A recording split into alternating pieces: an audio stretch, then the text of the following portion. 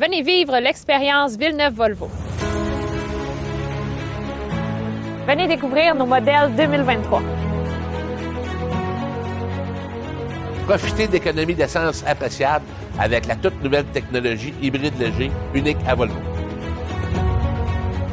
Chez Villeneuve-Volvo, nul besoin de commander votre véhicule. Venez le choisir. Vivez l'excellence. Venez vivre l'expérience Villeneuve-Volvo. On peut peut-être commencer avec ça. Le dossier des ateliers Saint-Louis, donc peut-être un peu, en fait, résumer la position de la Ville. Comment vous le trouvez, le projet, premièrement? Le projet est intéressant. C'est un projet qui, je pense, serait utile pour la communauté. Maintenant, évidemment, ça prend plus que ça pour pouvoir décider sur le projet. Entre autres, un cadre financier qui manque présentement. On a des chiffres à l'intérieur, mais on n'a pas plus de détails. Alors, on veut permettre au groupe qui a déposé un projet de pouvoir aller plus loin dans le dossier et pouvoir nous présenter un cadre financier plus élaboré, plus étoffé. Mais concrètement, qu'est-ce que vous voulez savoir là, que vous ne savez pas? Ce qu'on a besoin, c'est qu'au bout du compte, s'il faut qu'on cède les terrains et l'édifice pour une rénovation, enfin, plus qu'une rénovation, c'est pour une réhabilitation, une protection patrimoniale. On a besoin de savoir quelle est la source des revenus au bout du compte. Ça, c'est une première phase. On a besoin de savoir c'est quoi leur évaluation des coûts d'une réhabilitation. On a besoin de pouvoir les analyser. On a besoin d'avoir une signature de l'ingénieur pour nous assurer que l'évaluation est faite de manière professionnelle. Donc, on a besoin d'avoir ces éléments-là, puis on donne plus que 2 mois pour le faire. Évidemment, si jamais ça avance bien, puis qu'on a besoin d'une extension, ça sera toujours considéré. Okay. Le 31 décembre, c'est donc la date là, pour l'entente qui avait été proposée par Éric Fleury à l'époque. En fait, c'est le 30 septembre. Ouais, on donne une extension parce qu'il y a un projet qui a été déposé, puis on va donner la chance qu'effectivement, ils puissent étoffer davantage leur cadre financier qui sera ensuite analysé par la Ville. Que la Ville pourrait sortir, j'ai le micro, là, mais intervenez quand vous voulez. Là. Ouais. Est-ce que la Ville pourrait sortir de l'argent? Parce que c'est bien beau le donner, là, mais êtes-vous intéressé à débourser pour restaurer le patrimoine? Pour l'instant, c'est pas dans les cadres. On veut donner un coup de main pour l'élaboration du projet, mais l'idée de base, c'est vraiment de trouver un projet qui puisse assumer et assurer la restauration de l'édifice à des fins patrimoniales. Alors, pour l'instant, c'était prévu que ce soit quelqu'un de l'extérieur. C'était la proposition initiale en 2016 également. La Ville doit prioriser pour ces projets de patrimoine. Il y a plusieurs projets qui vont nécessiter l'apport de la Ville dans le futur. Entre autres, on peut parler du musée régional de Rimouski, qui est la plus vieille église en pierre à l'est du Québec. On va avoir besoin probablement d'investissements pour aider le projet de Servillage pour la Maison mère des Sœurs du Saint-Rosaire. Aussi pour construire le dossier du centre-ville, la création d'un quartier de la culture va être aussi onéreuse. Donc, on a besoin de pouvoir prioriser les investissements dans ce sens-là. Donc, il n'est pas prévu pour l'instant que la Ville investisse des fonds pour les ateliers Saint-Louis. Mais mettons que ça ne marche pas, le 1er janvier, il se passe quoi? On verra ce moment-là, mais ça nous prend un projet qui puisse être viable et qui puisse assurer une restauration patrimoniale. S'il n'y en a pas, ce que j'ai mentionné, c'est qu'on regardera d'autres opportunités ou d'autres possibilités. Comme la démolition? Ça pourrait être le cas, effectivement. Mais ça serait quoi les autres options? C'est ça ou la démolition? Ça pourrait être ça, effectivement. À moins qu'un groupe, entre-temps, nous dise qu'ils sont intéressés à déposer un autre projet, je ne dirais pas non. Mais à date, il y a ce projet-là ou la démolition. Je ne garderai pas ça 20 ans comme ça. Pour l'instant, effectivement, c'est la raison pour laquelle j'ai placé une date limite sur l'offre d'Éric Forêt initialement. C'était pour en arriver à pouvoir prendre une décision éventuellement. Donc, on a un projet présentement, on va l'analyser sur ses qualités, on donne la chance d'avoir plus d'informations de l'étoffer et on verra par la suite. Mais effectivement, ça pourrait mener à une démolition éventuelle, mais la démolition serait assortie d'un projet de remplacement si jamais on s'en va jusque-là. Mais lorsqu'ils parlent, eux, là, d'habiter local par local, l'immeuble, pensez-vous que c'est le service d'urbanisme avec les règlements rigides que l'urbanisme a à Rimouski, qu'une affaire comme ça pourrait être acceptée? On veut leur donner la chance de pouvoir étoffer cet élément-là, donc nous apporter avec un rapport d'ingénierie qui serait signé par un ingénieur, donc vraiment professionnel. De quelle manière il s'y prendrait? La possibilité... S'ils nous disent qu'il y a une évaluation qui dit que ça prend, dans l'évaluation de leur projet, je pense qu'ils parlent d'un montant de plus de 500 000 $, qui serait nécessaire pour une première phase au début, puis 300 quelques mille dollars pour vraiment occuper dans une phase 1 ou commencer à occuper l'édifice. Ce qu'on va avoir besoin, c'est d'avoir une preuve qu'effectivement, ça peut être sécuritaire, puis ça peut être fait avec ces montants-là. Mais au-delà de ça, on a aussi besoin d'avoir un estimé de ce que va coûter, selon eux, la réhabilitation, la restauration des ateliers Saint-Louis, et le cas échéant, de savoir quelles sont les sources de financement qui sont prévues de leur part. Donc, c'est ce qu'on veut dire par cadre financier. Et vous avez vu, comme moi, le rapport de M. Badin? Oui, le carnet de santé. Oui. Donc, c'est pas très... disons que la maladie est pas mal avancée. Écoutez, si le groupe avance l'idée que leurs ingénieurs pourraient amener une rénovation à un certain prix, qu'ils peuvent nous dire où est-ce qu'ils vont chercher l'argent, on va écouter, c'est certain. Alors, c'est la raison pour laquelle on veut leur donner la chance. Le choix numéro 1, c'est une restauration. C'est un bâtiment qui est prisé à Rimouski. Mais éventuellement, il va falloir prendre une décision. Si personne ne peut arriver pour le restaurer et démontrer comment ça peut être restauré, ben on devra prendre une décision sur l'édifice. Droit de préemption? Préemption? Comment vous le dites? Préemption. Préemption. Bon, OK. J'imagine que vous avez une idée derrière la tête, là. Non, en fait, beaucoup de villes vont aller dans cette direction-là, juste parce que ça donne un outil de plus pour le développement d'une ville.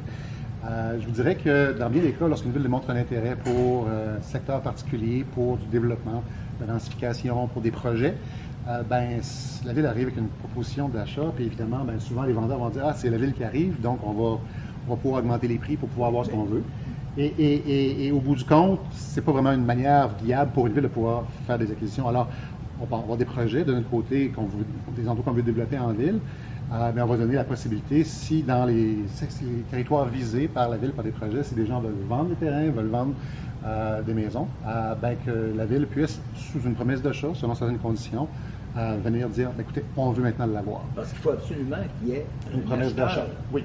On peut pas, pourquoi on ne procède pas par l'expropriation, tout simplement?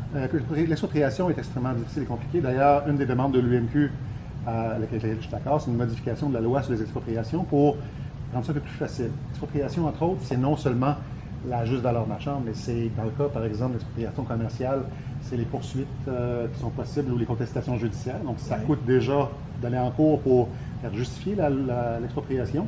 Et non seulement ça, mais l'entreprise peut demander de compenser non seulement pour la valeur marchande, mais aussi pour les profits, les revenus et profits perdus par la suite. Donc, ça ne devient pas vraiment rentable pour une ville expropriée et l'outil n'est pas utilisé très souvent pour cette raison-là. Je reviens. L'avis d'assujettissement va être envoyé quand ces propriétaires?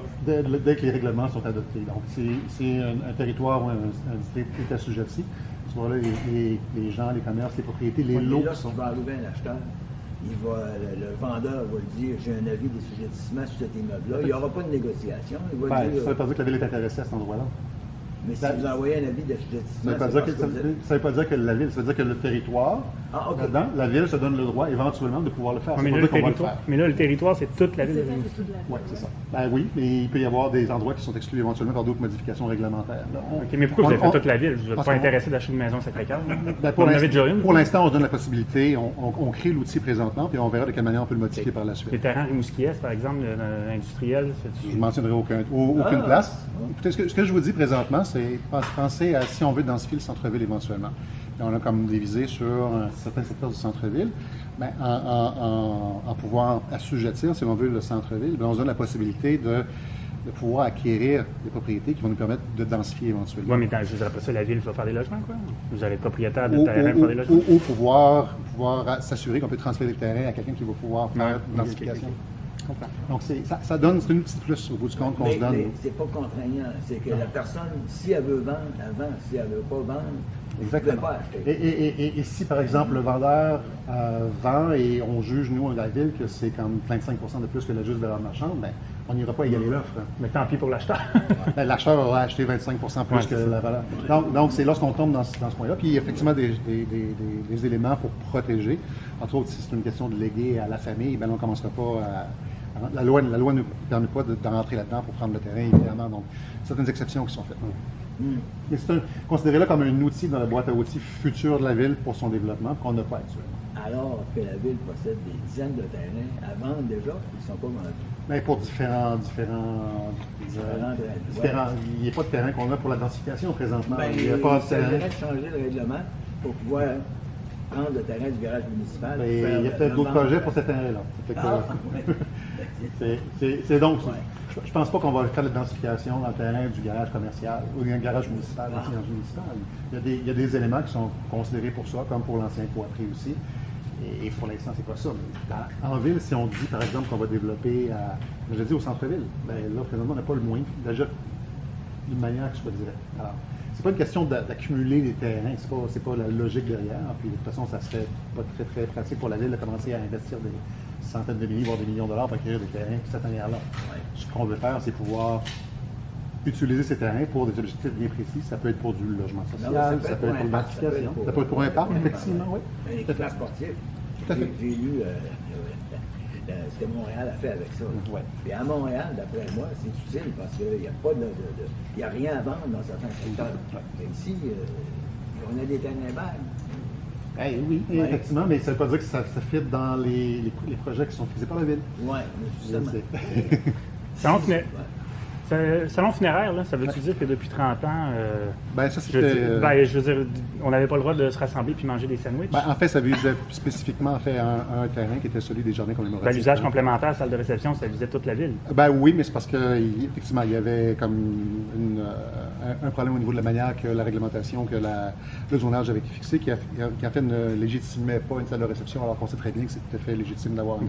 Est-ce qu'il y avait-tu des problèmes, des plaintes de voisins, des Non, choses? non, la situation est bien à notre attention, alors on corrige la situation, mais il n'y a pas eu de plainte par Il y a rapport à plus ça. de funérailles dans les églises. Non, mais c'est ça, mais là, c'est ça, on ne peut plus manger. C'est une correction d'une situation qui aurait dû être corrigée. Oui, non, je comprends que c'est très administratif. Ouais.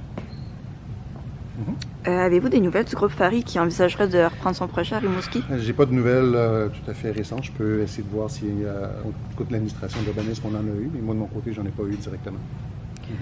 Avez-vous pris connaissance du reportage de M. Michaud sur le centre communautaire du BIC?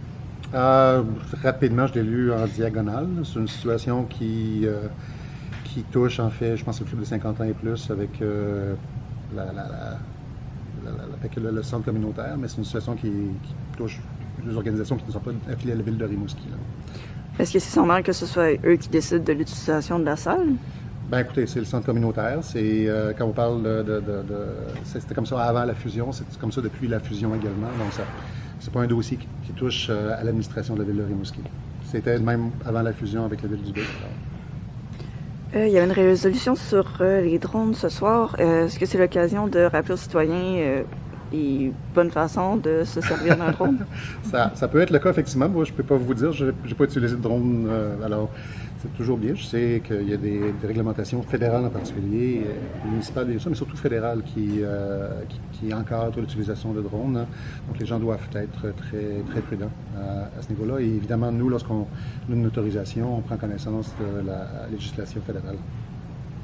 Puis finalement, la ville est encore en crise du logement. Est-ce que vous allez intervenir par rapport au Airbnb? C'est quelque chose qui est présentement envisagé. On va avoir à intervenir de toute façon parce que la législation québécoise, une législation qui va rentrer en vigueur en mois de mars 2023, qui en fait en sorte que la ville doit encadrer et délimiter les territoires pour lesquels on interdirait les Airbnb. Alors, on fait l'analyse de ça pour en arriver éventuellement à une proposition de règlement qui est obligatoire de par la législation provinciale. Maintenant, par rapport à Rimouski, si je fais une comparaison, j'ai fait l'étude du phénomène Airbnb. Lorsqu'on regarde l'ensemble de ce qui est offert à Rimouski même, il y avait 247 listings, enfin environ 250 listings qu'il y avait au mois de juin passé. En regardant ça, on s'est aperçu que la plupart étaient soit pas à Rimouski, soit Saint-Eugène, Saint-Narcisse ou dans d'autres secteurs. Pour ceux qui étaient à Rimouski, en grande partie, c'était des auberges légitimes, genre cabine boréale. Quelques-uns, c'était des chambres dans une maison. Donc, ça n'affecte pas vraiment la pénurie de logement ou la question du logement. Il y a à peu près une trentaine de logements qui semblent être passés d'une occupation résidentielle à une occupation de type Airbnb. Donc, je dirais que par rapport à d'autres juridictions, c'est pas un problème aussi criant. Mais évidemment, le gouvernement du Québec nous demande de resserrer, d'établir une réglementation par rapport au Airbnb, ce qu'on est analysé présentement. J'ai une dernière question. Vu que votre collègue Cousineau-Morin a gagné ses élections, est-ce que souhaitez-vous que Maïté Blanchette-Vézina soit ministre? Avez-vous exprimé ce désir-là clairement? Écoutez, c'est la prérogative du gouvernement. Oui, non, on sait ça. Là. C'est clair. Madame Blanchette-Vézina, je la connais bien. Je connais bien Amélie Dienne aussi à Rivière-du-Loup. Et si vous aviez à choisir entre les deux? C'est pas à moi de choisir, je dirais pas de façon hypothétique, mais je souhaite avoir une ministre qui puisse être à l'écoute du Bas-Saint-Laurent, puis je dois en profiter pour saluer le travail de Caroline Proulx, qui n'étant pas de la région, est arrivée comme ministre qui provenait de la région de la Naudière et est devenue ministre régionale du Bas-Saint-Laurent, puis j'ai eu une très très bonne écoute avec elle. Mais souhaitez-vous le retour de Mme Proulx? Non, c'est pas ce que je veux dire. Je veux juste saluer le travail qu'elle a fait, puis j'espère avoir une ministre responsable du Bas-Saint-Laurent qui va être aussi réceptive qu'elle l'a été également dans le passé. Il risque de se ramasser la culture, paraît-il. Je sais pas. Oui,